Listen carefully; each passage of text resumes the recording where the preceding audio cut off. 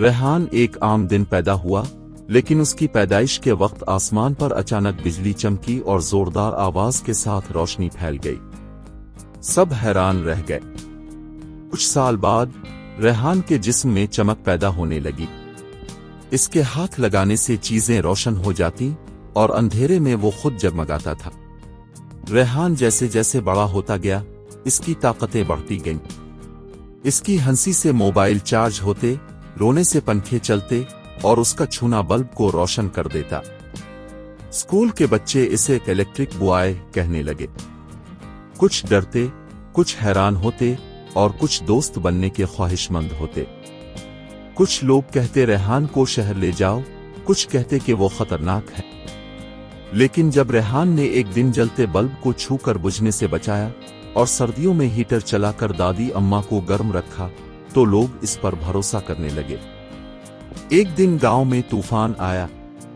बारिश, आंधी और जोरदार हुआ से बिजली के तमाम खंभे गिर गए। पूरा गांव अंधेरे में डूब गया। अस्पताल, स्कूल और घरों की बिजली बंद। अम्मी भी बीमार थीं और मशीनें बंद हो चुकी थीं।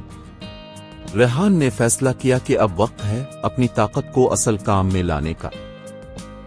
सबके मना करने के बावजूद वो अकेला अस्पताल गया।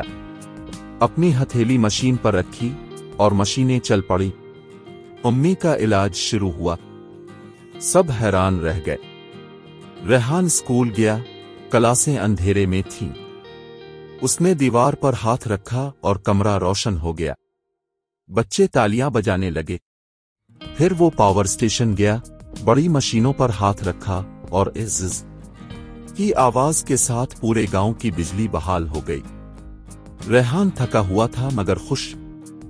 सब लोग उसकी तारीफ करने लगे। गांव के बड़ों ने इसे गिले लगाया और बच्चों ने इसे सुपर हीरो मान लिया। अब रेहान ने सीखा कि ताकत का असल मतलब है दूसरों की मदद करना। ताकत का असल इस्तेमाल खिदमत में है, न कि शोहरत में।